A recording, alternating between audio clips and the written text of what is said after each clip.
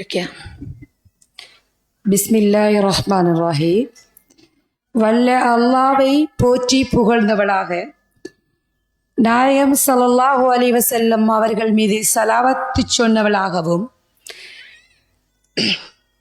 அக்கரைப்பற்று மாநகர சபையின் கிழக்கு வட்டாரத்தின் பிரச்சார கூட்டத்தினை என்னோடு சேர்ந்து தலைமை தாங்கும் எமது சகோதரர் முன்னாள் மாநகர சபை உறுப்பினர் சரூக் அவர்களை விழித்தவளாகவும் எமது வட்டாரத்தின் செயற்குழு தலைவர் மற்றும் உறுப்பினர் அனைவரையும் விழித்தவளாகவும்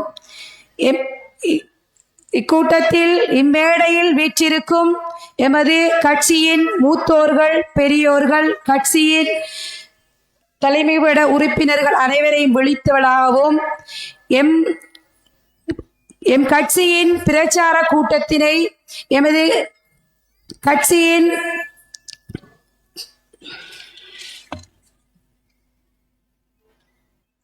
தேசிய காங்கிரசின் தேசிய கொள்கைகளையும் எமது கட்சியையும் எமது தலைமையையும் பாதுகாக்க வந்திருக்கின்ற எமது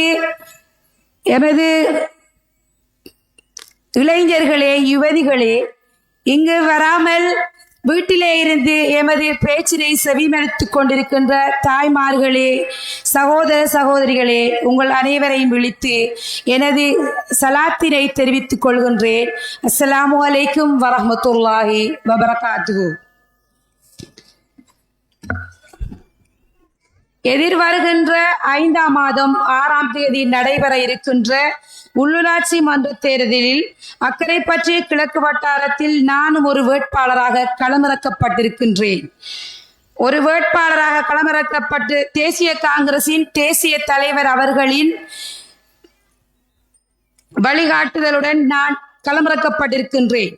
இன்ஷா அல்லாஹ் இந்த வட்டாரத்தில் உள்ள அனைத்து மக்களும் தேசிய காங்கிரஸை ஆதரிப்பதன் ஊடாகவும் உங்களது வாக்குகளை எங்களது கட்சியின் சின்னமான குதிரை சின்னக்கு அளிப்பதன் மூலமாகவும் எமது வெற்றியை உறுதி செய்வதன் மூலமாகவும் என்னையும் உங்களது பிரதிநிதியாக மாநகர சபைக்கு அனுப்பினால் நான் உங்களது குரலாகவும் ஏழை தாய்மார்களின் பிரதிநிதியாகவும் நான் உங்களுக்கு என்னால் முடிந்த சேவைகளை செய்வேன் என்றும் இங்கு வாக்களித்து எனது உரையினை முடிக்கின்றேன். எமது கட்சியின் வெற்றி எமது வெற்றி மட்டுமல்ல, எமது பின்னால் வருகின்ற சந்ததிகளின் வெற்றி என்று கூறி விடைபெறுகின்றேன். நன்றி, வஸ்ஸலாம்.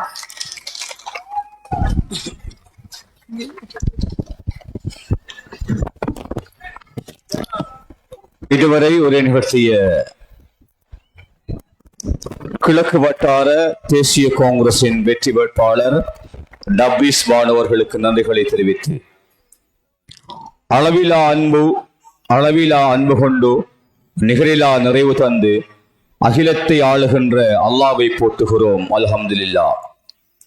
ஈன்றெடுத்த தாயும் எம் நகர மண்ணும் உம்மை பெற்றெடுக்க உயர்ந்த தவம் செய்ததுவோ, அச்சமுள்ள காலம் அசையாத மனத்தோடு இச்சையேதுமின்றி இளவயதில் இறங்கி நின்று அத்தனை எதிர்பார்ப்புக்கும் அன்பால் விடை பகர்ந்து அல்லாவின் கிருபையுடன் அரசியல் செய்தவரே, பிரித்து அரசாண்டு பெயரெடுக்க கங்கணமாய் வரிந்து கட்டி வந்தவர்கள் வாயில் விரல் வைக்க பாழாய் கிடந்த எங்கள் பற்றூர் தாய் மண்ணை வெற்றி பெறச் செய்து வியர்ந்து பார்க்க செய்தவரே, ஊர்களை அனுசரித்து உள்ளங்களை கொள்ளை கொண்டு மக்கள் மனதில் என்றும் மறவாதிருப்பவரே, ஆயிரக்கணக்கு வீட்டில் அகல் விளக்காய் ஒளிர்கின்ற தாவுல்லா தலைவரை அன்புடனே அழைக்கின்றோம். பா எழுதியவர் வித்தகர் எழுகவி. தலைவரை உரை நிறுத்த வருமாறு அன்போடு மேடைக்கு அழைக்கின்றேன்.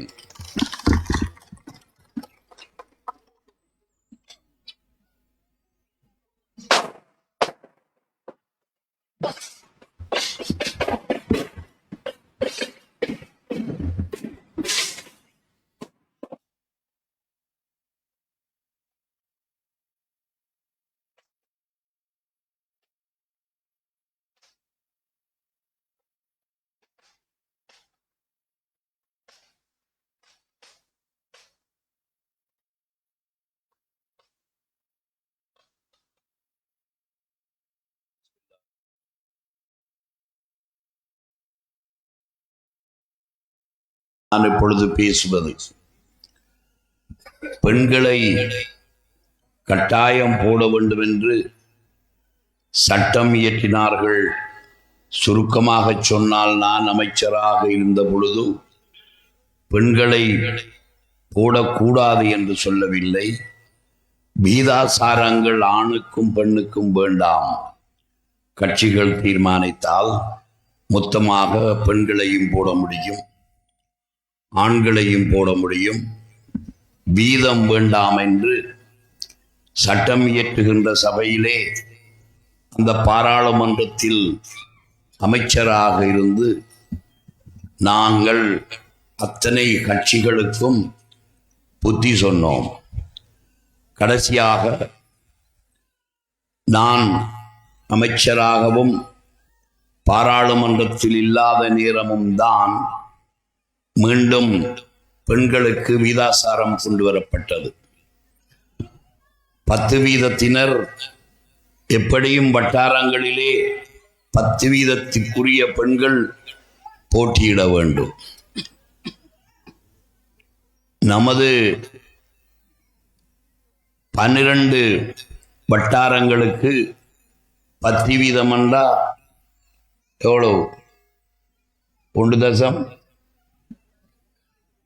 அப்படி. அது மாத்திரமல்லாமல் 2வது பட்டியலிலே 50 வீதம் பெண்கள் இருக்க வேண்டும் என்று நிறைவேற்றினார்கள். சிங்கள மக்கள் தமிழ் மக்களை பொறுத்தவரையில் பெண் பிள்ளைகளை அரசியலிலே இறக்குவது அவர்களுக்கு பெரியோர் விடயம் அல்ல. நம்மை பொறுத்தவரையில் அவை ஒரு கடினமான பழக்கப்படாத ஒரு விடயமாக இருந்ததனால் சட்டத்தினை நாங்கள் தட்டி கழிக்கவும் முடியாது. சில முஸ்லிம் கட்சிகள் வீட்டுக்குள் இருக்கின்ற யாரையாவது தாய்மார்களை போட்டுவிட்டு வேலை செய்யாமல் இருப்பார்கள். ஆனால் தேசிய காங்கிரஸ் அப்படி இருக்க முடியாது. அக்கரைப்பற்று மாநகர சபையில் 12 வட்டாரங்கள் இருக்கிறது என்றால் இந்த 12 வட்டாரங்களும் நாங்கள் வெற்றி அடைய வேண்டும். அக்கரைப்பற்று பிரதேச சபையும் அவ்வாறுதான். இந்த சூழ்நிலையில் கடந்த மாநகர சபை தேர்தலின் பொழுது அக்கரைப்பற்றின் முக்கியமான வட்டாரமாகிய பெரியபள்ளி வட்டாரம், ஊரின் 1வது பள்ளி அமைந்த இடம், அதற்கு ஒரு பெண்மணியை நாங்கள் நியமித்தோம். அதே போன்றுதான் அக்கரைப்பற்றின் கிழக்கு வட்டாரத்திற்கும் ஒரு பெண்மணியை, ஆனாசான் அப்துல் சமதனுடைய பேத்தியை நாங்கள் நியமித்து எல்லா வட்டாரங்களும் வெற்றியடைந்ததை போல் பெரியபள்ளி வட்டாரமும் கிழக்கு வட்டாரமும் பெருவெற்றி எங்களுக்கு ஈட்டி தந்தன. மக்கள் தேசிய காங்கிரசின் குதிரை சின்னத்திற்கு வாக்களித்தார்கள். அவர்கள் ஆண் என்றோ பெண் என்றோ இளைஞன் என்றோ வயதுயர் என்றோ படித்தவர் என்றோ படிக்காதவர் என்று யாருமே பார்க்கவில்லை. அது நம் எல்லோருக்கும் இருக்கின்ற கடமை. அந்த அடிப்படையில் இந்த வட்டாரத்திலே வெற்றியீட்டிய அந்த பெண்மணி, அவரையும் இன்று நான் சந்தித்தேன். இவைகளை ஏன் சொல்லுகிறேன் என்றால், அக்கரைப்பற்றில் எந்த வட்டாரத்தில் பெண்கள் கேட்பது என்பதை நான் தீர்மானிக்க முடியாது. எந்த வட்டாரத்தில் முறையாக இதனை வழிநடத்தக்கூடிய ஆளுமையான படித்த சோசியல் ஒர்க், சமூக சேவைகள் செய்யக்கூடிய ஆர்வமுள்ள பிள்ளைகள் எங்கிருக்கிறதோ அங்கு அதற்கு முன்னுரிமை கொடுத்த பின்புதான் ஏனைய வேட்பாளர்கள் யார் என்று தீர்மானிக்க வேண்டும் என்பது நியதி. எதுவுமே தெரியாத ஒன்றை இரவையிலேயே கூட்டிக் கொண்டு வந்து கையொப்பம் வைக்கின்ற விடயம் இல்லை இது. அதனை நிர்வகிக்க வேண்டிய பிள்ளைகளை நாங்கள் தேடியாக வேண்டும். அந்த வகையில் பெரியவள்ளி வட்டாரத்திலும்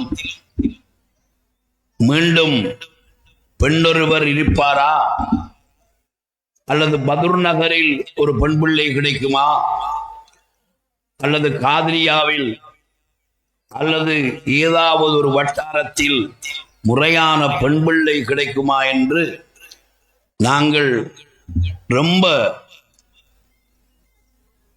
மனவேதனையோடு இவைகளை தேடிக்கொண்டிருந்தோம். அந்த வேதனை என்றவென்றால் இந்த சட்டம் இயற்றியவர்கள் ஏன் இப்படி பிழை செய்தார்கள் என்ற வேதனை. நாம் அன்று பாராளுமன்றத்தில் இருந்திருந்தால் இதனை நாங்கள் விட்டிருக்க மாட்டோம். அந்த வகையிலே அக்கரைப்பற்றினுடைய தேர்தல் குழு, தேசிய காங்கிரசினுடைய மூத்தவர்கள் கூடி பேசிக் கொண்டிருந்தோம். அதை முதல் அடையாளம் காண வேண்டும் என்று. இது ஒரு முக்கியமான விடயம். நான் இங்கே பேசுவது உண்மையாக கேட்க வேண்டிய வேட்பாளர்கள் எல்லோரும் வந்துவிட்டு தலைவரை சந்திப்பதும் எங்க காணல கதைக்கல்ல என்றெல்லாம் பிரிவாங்கள். என்ன ஃபைனலைஸ் பண்ணியாச்சா, இன்னும் போடலையாண்டெல்லாம் சொல்லுவாங்க. என்னுடைய தலைக்குள் அந்த 2 பெண் பிள்ளைகளுமாறு என்பதுதான் முதலாவது பிரச்சனை. இதனை நான் சொல்லியாக வேண்டும்.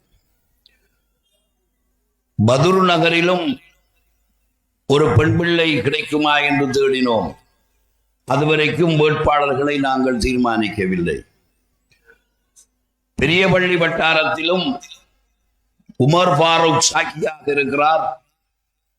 இங்கே ஆதல் லப்பை எங்களுடைய ஐயூசர் சாக்கியாக இருக்கிறார்கள்.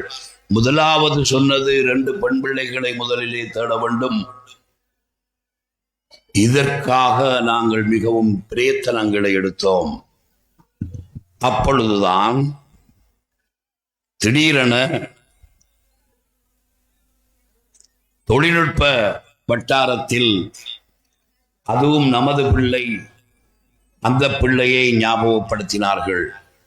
முதலாவது அல்லாஹ் என்று. அப்பதான் நெஞ்ச கொண்டை போட்டு திராவினன் ஒன்று சரி, இன்னொன்று எங்கே என்று தேடுகின்ற பொழுது அதுவும் நமது பிள்ளை, சமூக சேவைகள் செய்த பிள்ளை,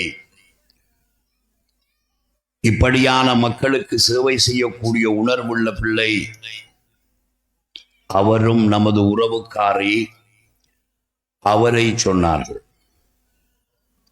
அதன் பிறகுதான் மனதிலே முதலாவது ஒரு ஆறுதல் கிடைத்தது. அதற்கு பிறகுதான் கமிட்டியை அழைத்து இப்போ முடாக்களை செலக்ட் பண்ணுங்க என்று சொல்லி 20ஆம் தேதி நொமினேஷன் கொடுக்கிற அன்று காலையிலும் 2 பேரை கூட்டிக் கொண்டு வந்தோம். 50 வீதம் போடணும் பட்டியல்ல.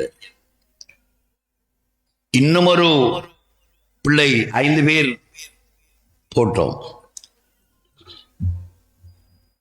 எதுக்கும் எல்லோரிடத்திலும் இந்த டிஎஸ் ஆபீஸ்ல எடுக்கிற பர்த் சர்டிபிகேட் எடுக்கணும் என்று சொல்லி அப்படி ஒரு நிகழ்ச்சி நடந்து இந்த வேட்பாளர்கள், இந்த பெண்களுடைய அந்த கடைசி முடிவு கிடைத்ததன் பிறகு ஆம்பளைகள் எந்தெந்த வட்டாரத்தில் போடுற என்றொரு விடயங்கள் வந்து காலை வரை அது நீடித்தது.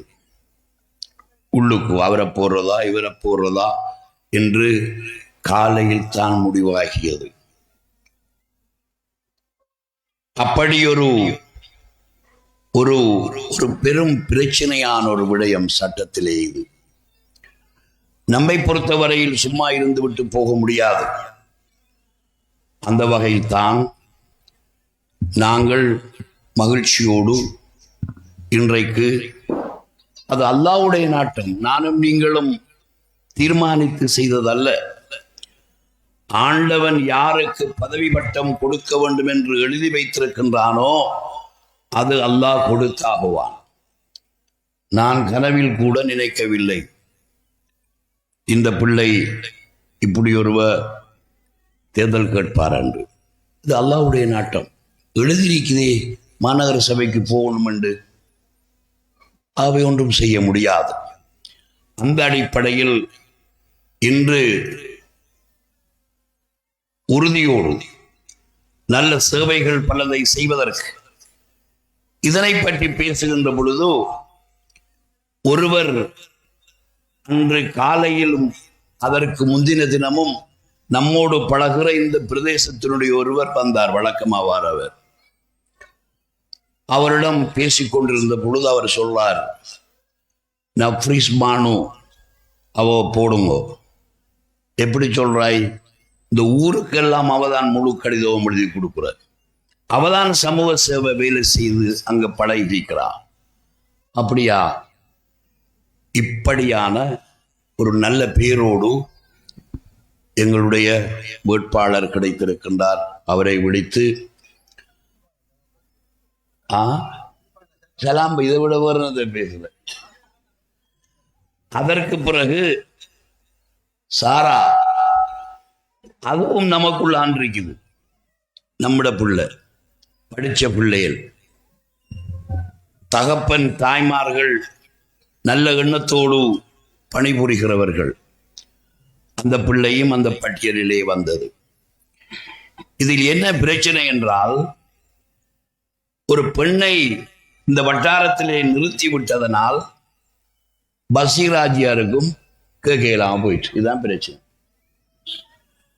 பெரிய பள்ளி வட்டாரத்தில் ஒரு பெண் பிள்ளை வந்திருந்தால் அனீஃப் கேட்கலாம். கடந்த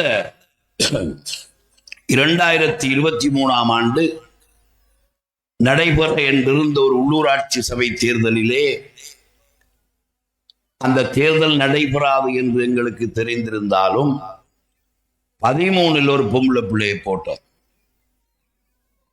12க்குள்ள வரல, இந்த வட்டாரத்துக்குள்ள வரல, 13 ஒரு பிள்ளையை போட்டோம். அவவும் செய்யக்கூடிய பிள்ளை.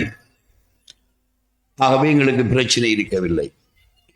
இந்த தேர்தல் வந்தவுடன் அந்த பிள்ளையை கேட்ட பொழுது அந்த பிள்ளை கொஞ்சம் சோமில்லாமா ஆயிருந்திருக்குது.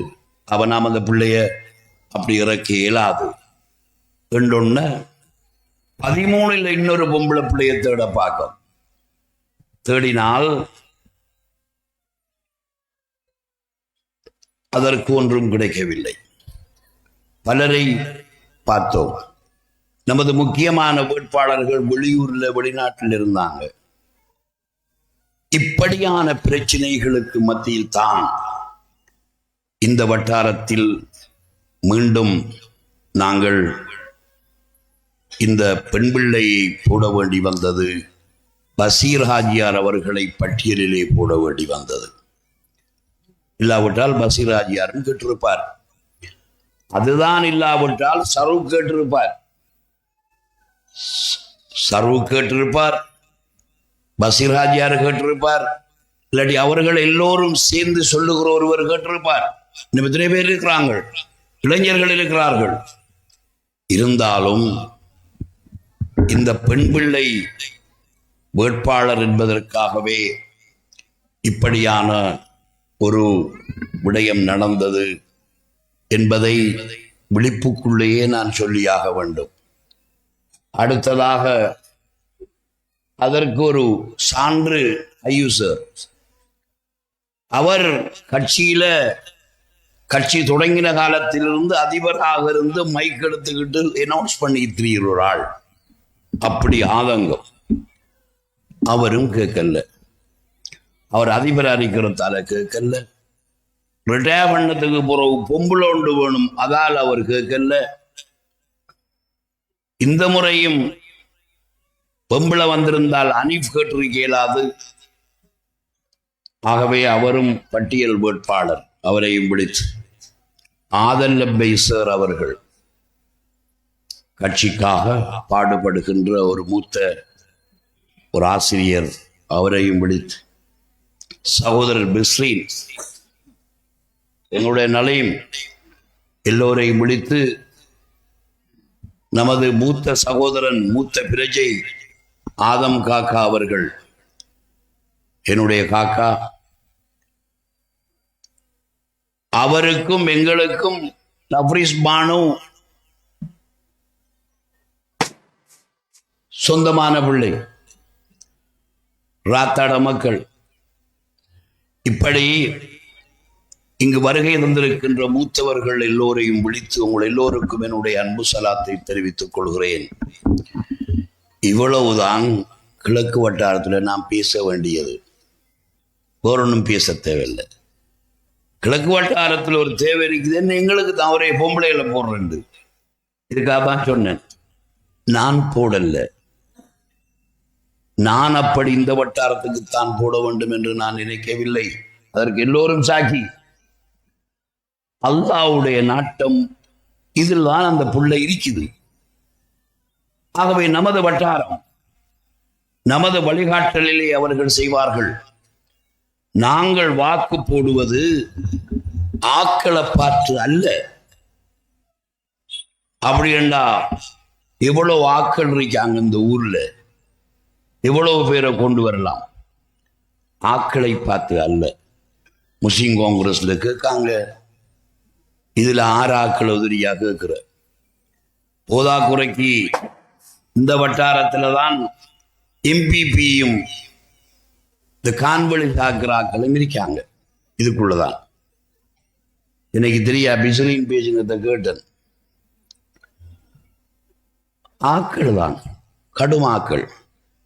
எப்படியா ஆக்கள் என்றால், இன்றைக்கு ஒரு கட்சி, நாளைக்கு ஒரு கட்சி, நாளை அன்றைக்கு ஒரு கட்சி, சீத்தலாட்டி வேற கட்சி, அம்புர்ராக்களோட அணைஞ்சிக்கு நிற்கிற கட்சி, சாமான எடுத்து பகிர்ற கட்சி, ஆக்களுக்கு உள்ளால யாசின் ஓதுற கட்சி, ஓம் நிரப்புற கட்சி.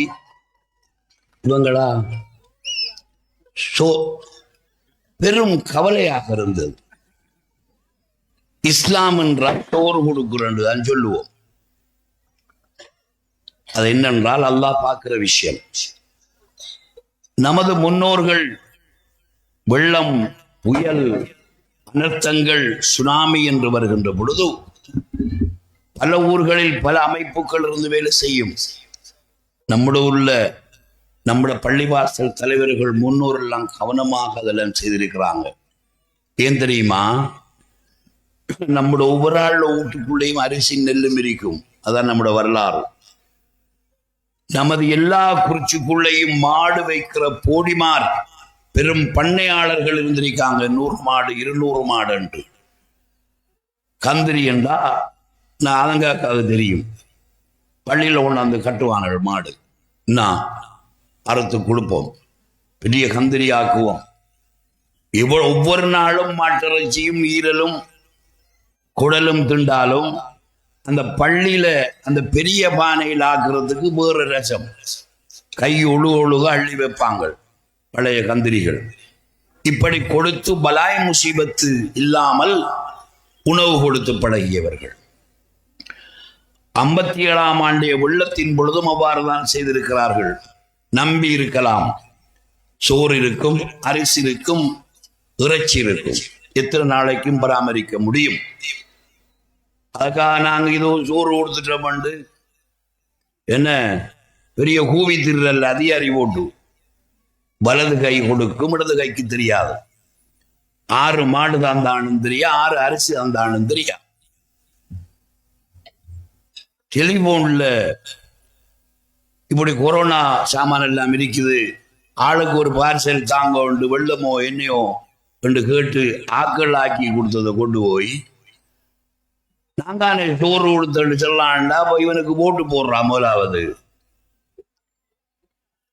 அவன் தான் கொடுத்தான் என்று சொன்னாலும் அவனுக்கு போடலாமா? பள்ளிவாசல், அல்லாஹ்வுடைய பள்ளிவாசல் எத்தனையோ பேர் கொடுப்பாங்க. பேரை சொல்லிடுவோம் நாம் என்று தாரவன் இருக்கான், அக்கௌண்ட்ல போறவன் இருக்கான். நாம் தான் அந்த பள்ளியை கட்டினதுக்கு தெரியலாமா? அப்படி சொல்றல்ல.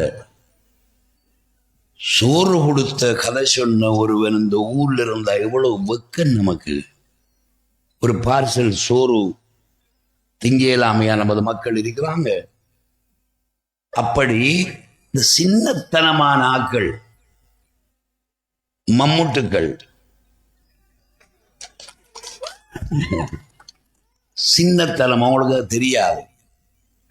இந்த ஊர் மக்கள் இந்த பள்ளிவாசல்ல எவ்வளவு கந்திரிய கொடுத்திருக்கோம் அதங்காக தெரியும். கேட்டுக்கோங்க, 47 மாடு 48 மாடு. அடல் லூசி ஆக்கள்ல பார்சல் எடுத்து போட்டு நான் தானேண்டா. இது எப்படிடா இது? டேய், கான் கட்டி வச்சிருக்க நாங்க தான்டா, அதுக்கு முனிசிபல் ஆக்கள்லிக்கா, நீ என்னதுக்கு? இந்த ஆக்கள்ல பொறிவுகள் இவங்க தலைவர் மாதிரி ஜேசிபியில போறாங்களா? வாங்கி கொடுத்தவன் சும்மா இருக்க, ஒரு ஜேசிபி இல்ல. இத ரூம் போட்டு சிரிச்சு சரி வரா, பெரிய ஹோல் காட்டி சிரிக்கணும் ஊர் நண்டு. என்ன இது? அக்கரைப்பத்தூர்ல இந்த மாநகர சபையில தேசிய காங்கிரஸ் என்கின்ற ஸ்தாபனத்தை உருவாக்கிய இந்த மக்கள் மத்தியில வந்து பேசுற பேச்சா? அப்ப நீங்க சோர் சத்தத்தை பத்தி சொல்றீங்க. இவைகள் எல்லாவற்றையும் விடவும் இன்னும் ஒரு கெசட் வந்திருக்காம என்னையோ சொன்னீங்களா? சேக்குலர் 5 வயசுக்குள்ள மகத்தானா அறுத்தாகணுமாம்.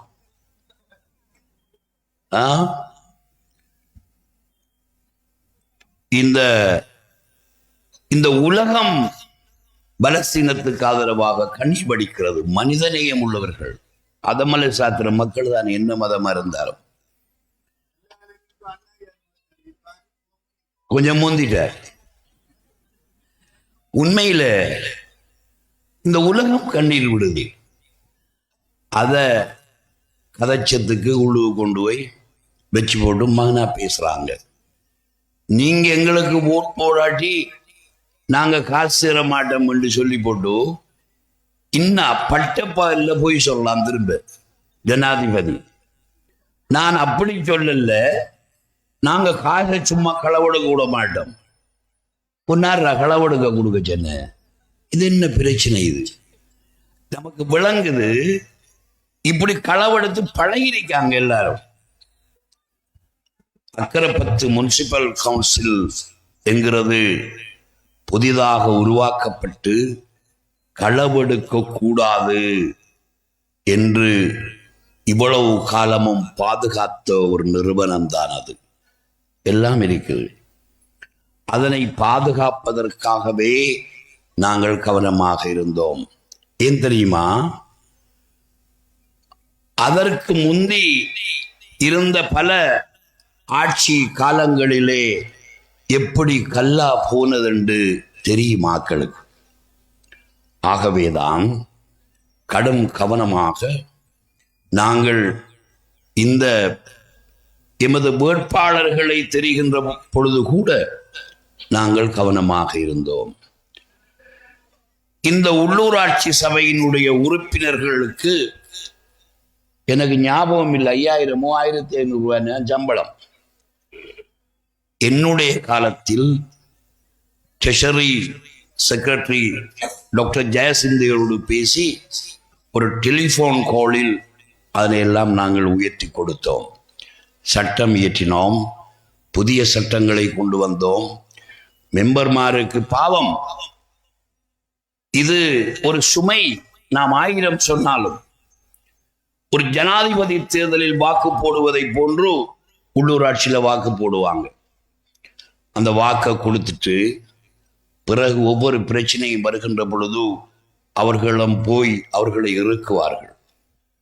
அவர்களுக்கு பெரிய சம்பளமும் இல்லை, பெரிய ஊதியமும் இல்லை, மாதத்துக்கு ஒருக்கா கூட்டத்துக்கு போய் வாரதுதான்.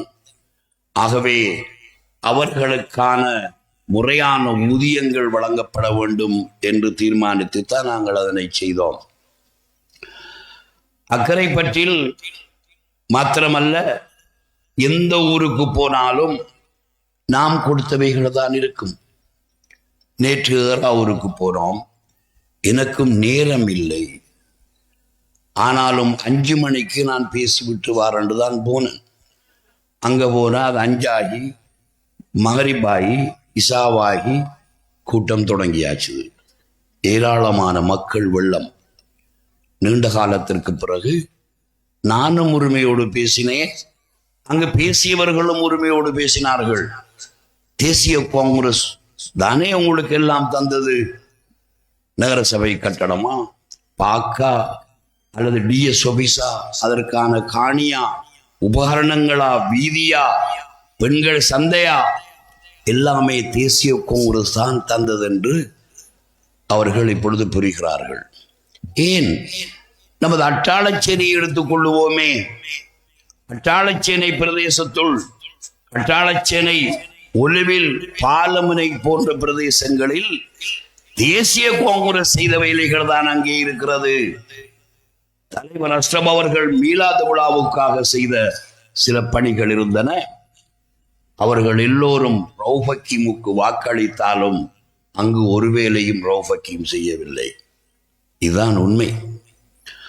ஆகவே நமது மக்கள் எங்கெல்லாம் இருக்கிறார்களோ, எந்த மாவட்டத்தில் இருக்கிறார்களோ, அவர்களுக்காக பணி செய்வதற்காக தேசிய காங்கிரஸ் பயணித்துக் கொண்டிருக்கிறது. கட்சி என்பது பாக்குறாக்களுக்கு ஊருக்கண்டமாய்த்தான் விளங்கும். ஏனண்டா இங்கே ஏதாவது செய்தோம்னா அவங்களுக்கு சகிக்கலாம்.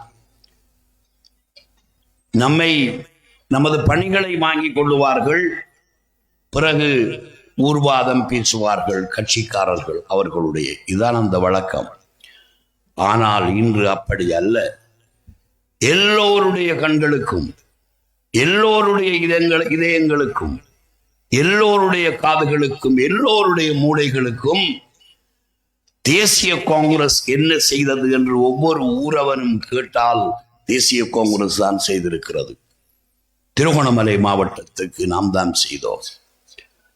நாடு முழுவதும் நாம் செய்திருக்கிறோம். நீர்வளங்கள் வடிகால் அமைப்பு அமைச்சராக இருந்து நாடு முழுவதும் பணிகள் செய்திருக்கிறோம். அதற்குள்ளும் நமது மக்களை தேடி தேடி செய்திருக்கிறோம். அனுராதபுரத்திற்கு போனால் நாம் வீதியிலே போகின்ற பொழுது அது முஸ்லிம் ஊர் வரப்போகுது என்று விளங்கும். தண்ணி இருக்காது, குளம் சுத்தப்படுத்தி இருக்காது, வீதி இருக்காது. இப்படி கஷ்டமான மக்களை தேடி தேடி செய்தோம். சில இடங்களிலே அண்மையிலும் ஒருவர் சொன்னார், சில்மியாபுர பிரதேசத்தில் ஒரு வீதி போட வேண்டும். நான் ஹைவேஸ் மினிஸ்டராக இருக்கிறேன்.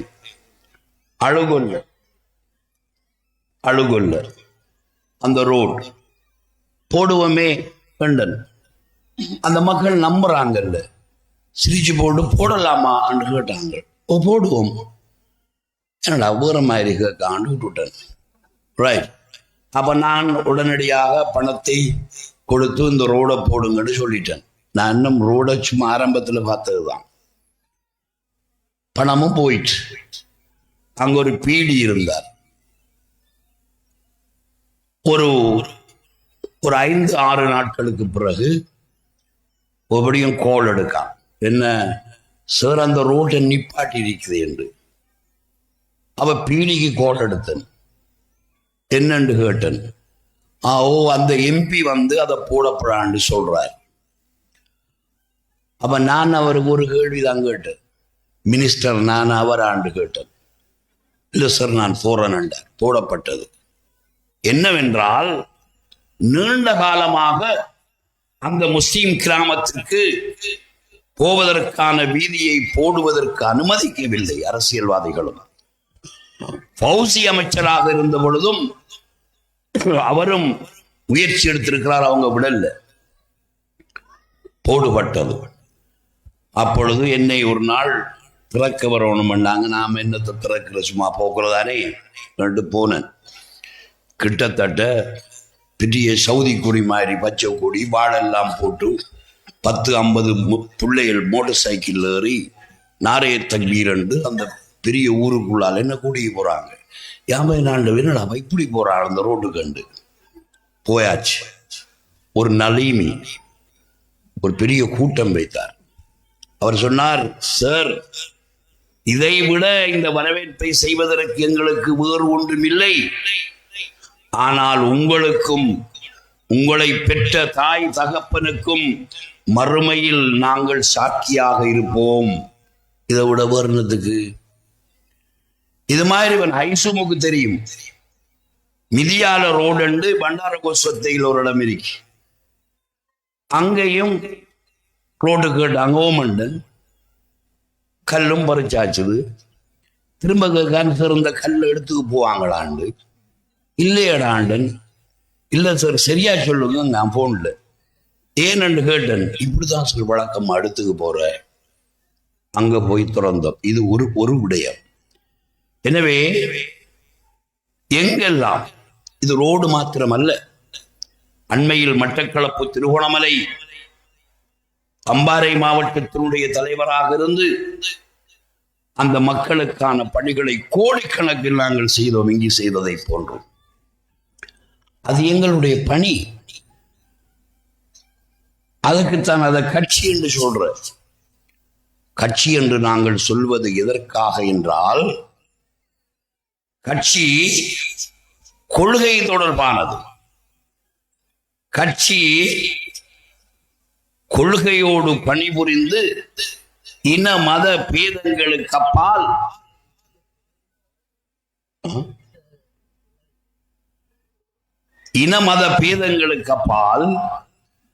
கட்சி முறையாக இகலாசாக பயணம் செய்வதுதான் கட்சி.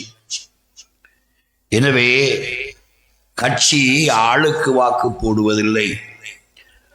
அக்கறை பற்றி இங்கிருக்கிற ஆதங்காக்கா போன்ற மூத்தவர்களுக்கு தெரியும்.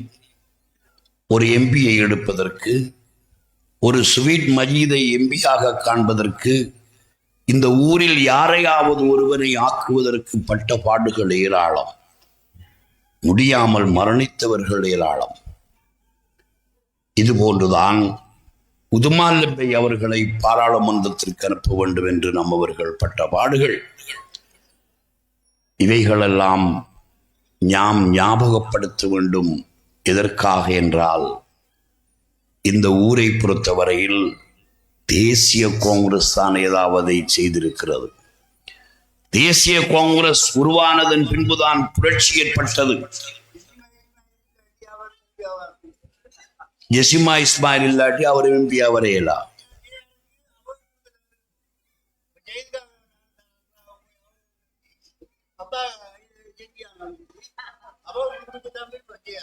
இந்த புள்ள எழுத கேட்கணும். ஜெசிமா இஸ்மாயிலும் எங்கட உள்ளதா மாறி போட்டு. இப்படி எங்கெல்லாம் இருந்து இவர்களை போன்றவர்கள் பாடுபட்டுத்தான் உதுமால பெம்பிக்கும் கிடைத்தது. இது வரலாறு.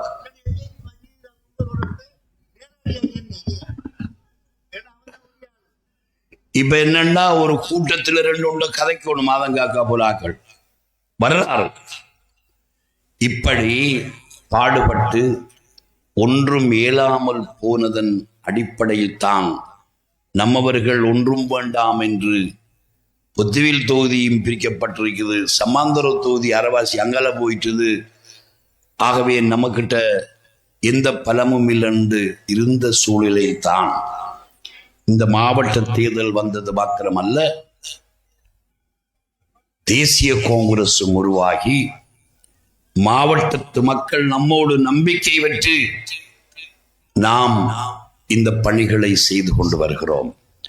எனவே இன்ஷா அல்லாஹ் எங்களுக்கு நாமினேஷன் பேப்பர் ரிஜெக்ட் பண்ணப்பட்டது. ஆக 5-6 நாட்களுக்குள் தான் நாங்கள் இந்த தேர்தல் பணிகளை செய்து கொண்டிருக்கிறோம். ஒரு போஸ்டர் எங்கடையில் இல்லை. ஆர்எஸ்யூவில் ஓராலும் அதை பார்க்கணும்னா கிட்டத்தட்ட ஜனாதிபதி எலெக்ஷன் கேட்கிற சடையில் அணிக்காங்க ஒவ்வொரு ஆடும். அதுக்குள்ள ஆலிமும் உண்டு வேறு. யா அல்லாஹ், இதை மட்டும் தான் கேட்கணும். அல்லாஹ் கிட்ட ஆலிம்கள்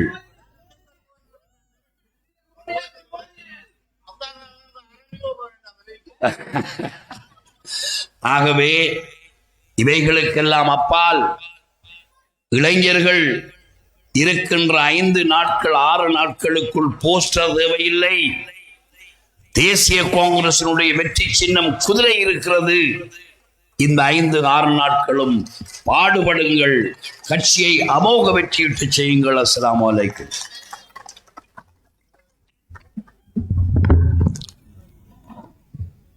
இதுவரைக்கும் முறை நிகழ்த்திய நமது தேசிய தலைமையவர்களுக்கு நன்றிகளை தெரிவித்துக் கொள்கின்றோம். நாளை நமது தேர்தல் பிரச்சார கூட்டம் தேசிய தலைமையின் வட்டாரமான நகர் வட்டாரத்திலே இடம்பெறும் என்ற செய்தியை தெரிவித்து